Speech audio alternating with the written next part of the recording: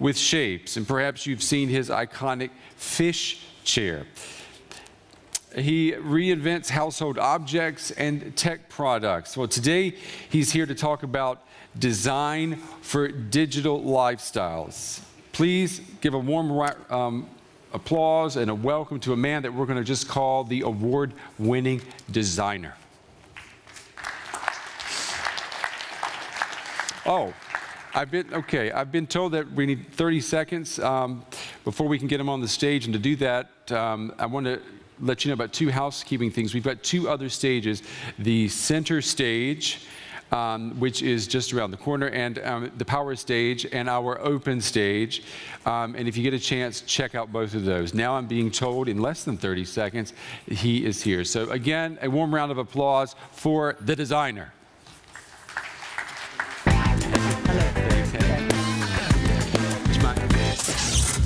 Hello, everybody, and hello to all the crowd who's following on the live stream as well. Here, we're going to talk today about the future of digital lifestyle. Seems like a big topic, but we're going to get into looking at it from looking at some of the past examples. Now, the obvious question I wanted to ask, which is on the mind of all of us, is can we predict the future? Can we really see what is out there and what we could do in next 5 or 10 years. And it's really hard to predict the future, almost impossible. We all know that if you look at SMS, everybody thought it was a secondary feature on your mobile phone. And today, it is one of the most widely used data application on the planet.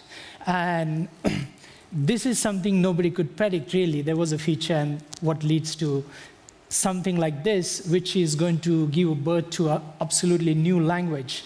And it's already happening as we speak. The kids which are using, which are 5, 6, 7 years old now, by the time they become 20, they will be using this language probably. And that's an interesting, fascinating development, which is very, very difficult, almost impossible to predict beforehand. Now, we all have talked about lots of things, especially about the technology. And a sector like this, there's a huge take on technology. There's a huge discussion about technology, but there's hardly much emphasis given on humanity. And in a product creation process, if there is not, there's not enough input from a humanity perspective, that's where the design plays a role, is not done, eventually get a terrible complex product, and we just discussed the conversation before that. Now, when we talk about some of these things, the world is a huge opportunity, a possibility. Today, still, we are talking in a very limited manner.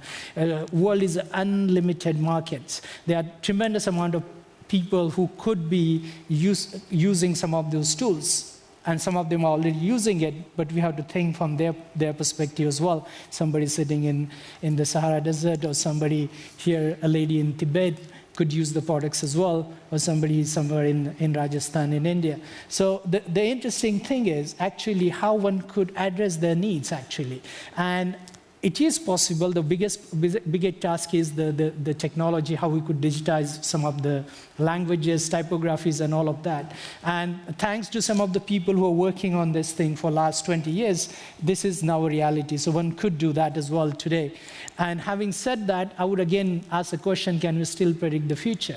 That's a difficult thing, but indeed, another question relevant to ask, can we create the future? And in that context, I would like to bring in some historic examples as how some of the things were created. Some of these examples are forgotten in the history. Some of them are still in the hearts and minds of people. But I would like to bring these meetings of minds, powerful ideas when they collaborated together to give birth to something fantastic.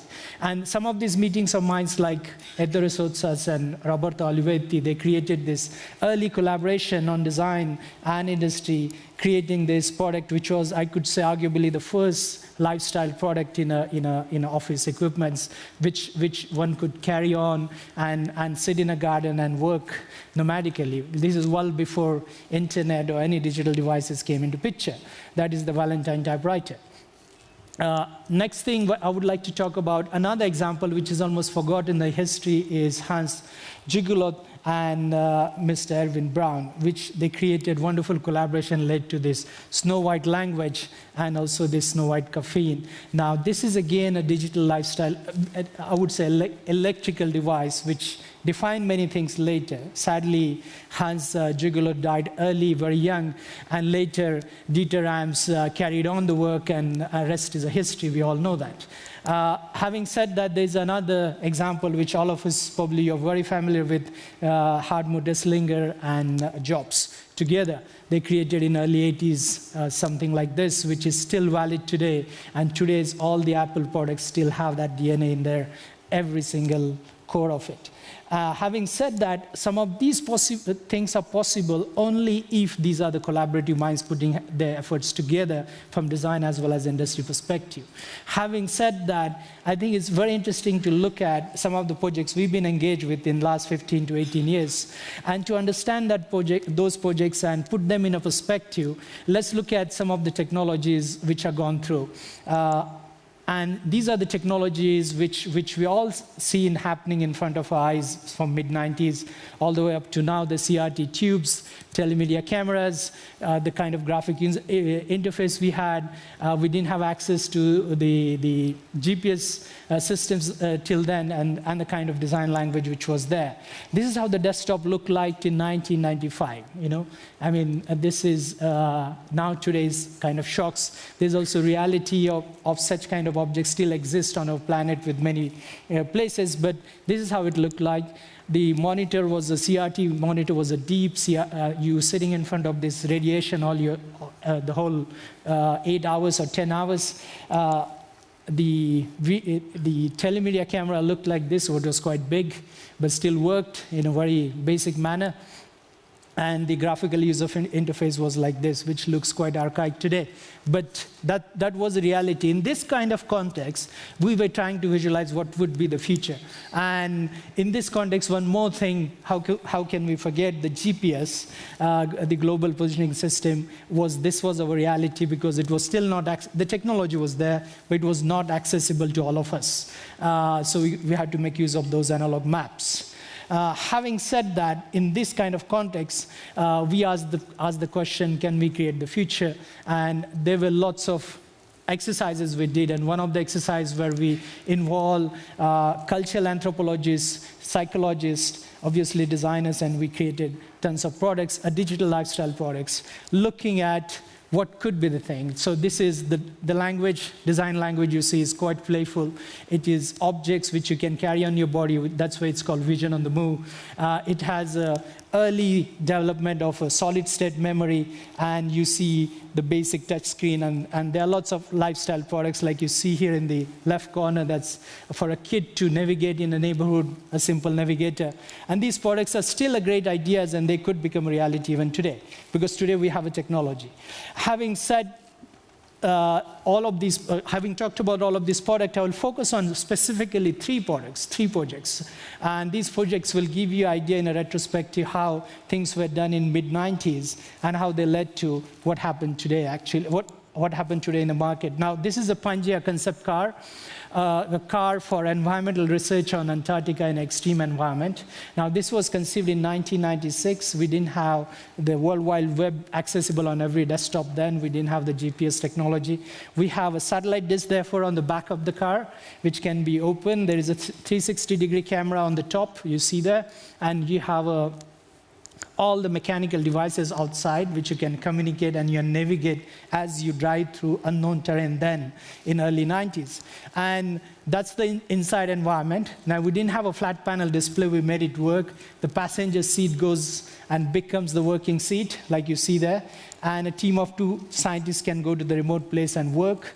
That's the environment. And this is each device, the digital device, is designed as an independent object, which is almost looks like today we have a complexity we talked about. We're talking about each device just do the right one thing, what I call a hammer effect, that the hammer doesn't say I can sing and do karaoke, it just does one thing, right? And that's the kind of simplicity we need. This was a conception. It goes back on a recharging rack, and you can recharge your objects and use it when you want. I move on to the next one, a 3D PC, we call it, because it has a three-dimensional camera. It has 16:9 format LCD display. Now, this format became industry standard in 2009. It has a 3D vision camera, which is a still technology not accessible today, but hopefully will happen very soon. You have a wireless keyboard and you have a surround sound. This is a prototype conceived and built in 1995, and you see how some of these things became reality over a period of time. Now, looking at one of the other projects, the digital wallet. Wallet is a very personal device. This is a new take, a new perspective on a traditional wallet, which is a container of a bunch of credit cards or your emotional memories and things. So we focus on senior citizens mainly to think about how intuitively they could use object. Now, this is well ahead of its time, 97. It has a basic form. You see that it's a tiny object, which can go in everybody's pocket. You can see the manufacturing and the materials of that. Further, it has a single port. It has icon-based graphical user interface. Basic features one could have. This almost echoes what happened in 2001 with the iPod and later with the iPhone. Way back, almost 1997. You have one port recharger, and you have a wireless data communication. And this was a prototype. You see the basic security stuff. Of course, we have to deal with how we can, having all this sensitive information from an individual, how we're going to secure it. So all of these were patented and worked out that time. Last but not the least, one of the most important thing when we talk about technology and simplicity is a kind of sometimes it has a wrong start. That's why things turn out to be terribly complex. I want to bring in completely different examples from other industries where we also engage, and how can we learn from those industries and talking about simplicity and create some of the iconographic really form which will hopefully last longer. I'm going to bring in a chair, a project done for a very well-known Italian company called Capellini. It's an iconic chair. It is mass manufactured. It goes through a lot of prototyping. Prototyping is very, very crucial. Often technological products are very rushed into prototyping, and finally you get disasters. And that's how we get million versions of the softwares. But here, every single millimeter is made, crafted, scanned in a 3D, rebuilt in a 3D software, and precisely control every single millimeter on it. And that is the huge investment goes into making a tooling because it's a huge object. And finally, that's the industrially mass manufactured object. And that is the kind, to achieve that kind of simplicity, to achieve that kind of iconography, you have to go through that prototyping. Often, while dealing with technological industries, that is somehow often get missed or overlooked, or it's done way too fast. I would like to bring in another example which is very crucial and one has to discuss in an industrial context, the question of investments, the question of where the money goes in, the budgets go in. Often the amount of investment done on, let's say, promotions and advertising is tremendous. Compared to that, the product creation is extremely low, even today. There's a lot of blah blah about how many millions they spend on research and development, but really, if you look at the numbers, they don't really match. And here is, we've been given an example to rethink one product, which is absolutely lost in a house in archaic sense. It's a radiator, and we've been approached by one small company, which was very enterprising, to rethink a radiator. Now, the radiators are stuck in a corner. They take 60 to 80% of its heat. The wall gets absorbed. Today, we live in a houses which has double glazed glass, so you don't have to have a radiator stuck next to your door or a window, but it could be bang in the middle of the room. And that was the basic idea. That's the basic model you see there. Lots of prototyping, lots of thinking. Seems like a simple idea, but it's a real work to make it work. Engineering, development, prototyping. That's the joint, how it gets connected. We have a patent on it. And from there, again, many prototypes, many manufacturing processes to explore, to find the right kind of possibility of manufacturing. And from there, investment into manufacturing, tooling, like you see here, the robotics, that's the product assembly and the testing. which really has to work, because product like this, the hot water cannot leak. It has to just function and perform. Besides being beautiful, it has to perform all the radiation heat testing, like you see here. Last but not the least, one of the most important human factor, collaboration, engagement with the industry, people like product development managers, CEOs, discussing very hard to take decisions on heavy investments. And finally, that's the product, which is completely new type of product. It's innovation which really creates a new market possibilities for them. It is not the conventional products like which makes a variation of a redesign, but it's a relook at something totally fresh. And you can put it on the wall. You can integrate from floor to the ceiling, and you can have it together with any kind of interior surrounding. Now, having said that, this is one more last thing I would like to bring in, and that is one more last trip to moon, talking about the future we are talking here. So if you allow me, give me one more last minute about talking about a trip to the moon. Now, we've been thinking about space exploration for 50-odd years. This was one wonderful opportunity came a year or two ago, where we were asked a question, what could be the life on the moon, and how we could look from a human perspective. Not from some kind of a crazy military exploration, not from some political perspective, but purely from a human perspective. Now, today, the only known satellite of our planet Earth, moon, could be a huge resource for us. We already have discoveries that there could be water particles under the surface, and so on and so forth. Now, this was an interesting, fascinating journey in a sense of creating a product, creating a future. And in that sense, we have a basic belief that everybody should get a chance to look at the beautiful Earthrise. And if all of us get a chance to look at that beautiful Earthrise, probably our teeny-miny problems, the differences between the nations will go away. Well, that is some of our idealistic thoughts. But having said that, if this man can go to the outer space to experience zero gravity, Stephen Hawking, then all of us sitting here, or those who are watching on a live stream, all of us can go as well.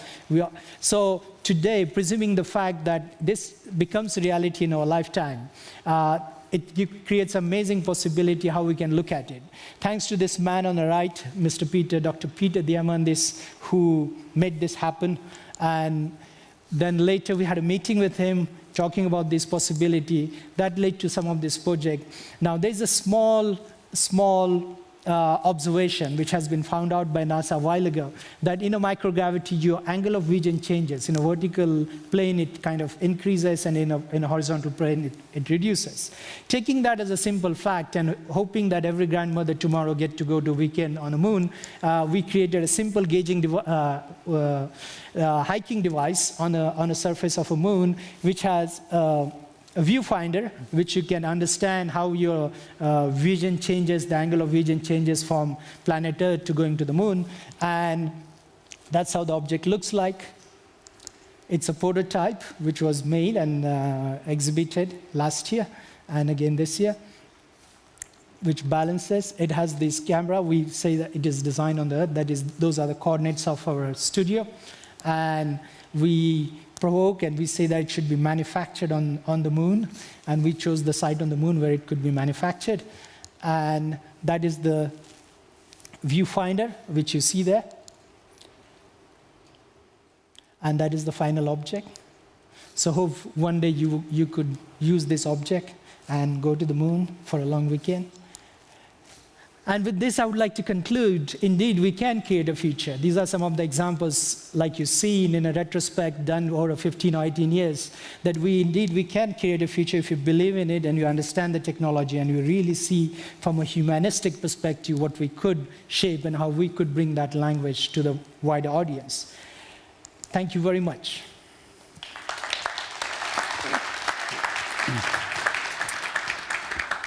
I got a question for you, Satyendra. You know, we had the panel discussion right before you, and we were talking about the death of complexity. Can design contribute to a digital world that is getting simpler for us? Do you believe in that? Simple answer to that is yes, but a design, if it is understood in a right context. Design often understood as a veneer, as a kind of a layer on the top. to make things beautiful. To me, design is a fundamental thinking. It's a fundamental structural change it could bring. So design, if you understand that from the point of view of product creation, even going back to the basic, yes, we can. Yeah, then definitely we can contribute a great deal. If you think design as just a veneer or a surface, then no. Okay. You're getting an applause there. Yeah. Any questions from the audience before we break for lunch? Anyone? Anything? I wanted to see two. We have 4 more minutes. We've got 4 minutes. We've got here Twitter. What is your favorite designed product right now? What is my favorite design product right now? Yes, I depend. I mean, if you ask me what is my favorite design digital product, I can't give you one because I see a lot of troubles and faults and how things could be improved. If you talk about my favorite product, which you can use every day, is a soya sauce, a simple bottle designed by a designer, Yori Yanagi, Sori Yanagi, and it's designed in 1953. It's available in each supermarket. It has a beautiful innovation, how much soya sauce you put on your plate, on your food. And it's an amazing innovation. Somebody never, unless you look at it, you never see the fascination of how beautiful it is. That is the product, you know. And if I could design at least one product which will last that long in a digital world, then that will be something. You know, we've been talking so much about products, about processes. How are you influenced by something as mundane as a smartphone, for example? I think, well, we all are influenced by our environment in a bigger picture, yeah? I mean, as mundane as a smartphone has become, it was not a few years ago. Thanks for noting that it has become money, which is a good thing. But smartphone, in that sense, we actually, the paradox of all these technologies is we use them, then we become kind of a slave of them as well, because everything depends on them. So if my iPhone breaks down now, I will have a trouble, yeah? Serious trouble, in the sense of accessing people, reaching me, and so on and so forth. You're dependent on it You're now. dependent on it. So that's a paradox with all the technology, and often what I could say is technology on one hand delivers, but at the same time stabs you from the back. So if you understand that very, very properly and you take a critical look on technology, often what happens in a technological world, there is just extreme amount of euphoria, like enthusiasm, that there's something new, then everything before was uncool. Everything new is great. And I think that is something, a dangerous trap. I think we have to be extremely critical and balanced to accept what is possible, at the same time keep something which was fantastic before as well. And I think that's a fine balance. Often the corporate world doesn't talk that language. They're talking about something else, you know, and that's I think, a paradox of a technological world we live in. Yeah, we heard earlier too from Mr. McQuivey that most companies are not prepared to even take the next step or to take a leap or to take risk. They're not even thinking in those terms. Yeah, I mean, that is because they have reasons, they have their game to manage. But I think I see it as an optimistic possibility. Now, thanks to the possibilities like crowdfunding and other opportunities, I hope and I wish that more and more people who are not the big corporates, not the big giants, but still have the ideas and they can make the impact and contribute to the wider masses, wider people, audience, in a different manner. Not in a monolithic manner. I mean, the fruit company does a great job, Apple, today, but there could be another possibilities as well, you know? And I think that is the future I'm optimistic about, that hopefully more and more people, somebody sitting, I don't know, in Namibia, somewhere sitting, I don't know, in south of Brazil, can come out with some idea which will help us in a different way. And that person can bring that idea. I think that is the kind of world I'm looking forward to, where we can really bring in idea of somebody who could be sitting on any part of our planet and give another answer, another possibility to the realities we have today. Yeah. Because the discussion here often happens very, very narrow and focused. You know, I mean, it's not really, I mean, still we have a long way to go till the lady in Tibet I showed you to reach, you know. Well, your optimism is inspiring and is contagious. You can see on the Twitter wall, too, someone wrote, "Creation is a pure joy," quoting you. Great presentation, absolutely worth watching. So, Satyendra, thank you very much for coming and sharing your time with us. Thank you. Thank you. Thank you. Bye-bye. Thank you. Thank you. Okay, it's 1:30. We're going to take a 30-minute lunch and networking break, and we'll be back at 2 p.m. This show will go on. See you in 30 minutes.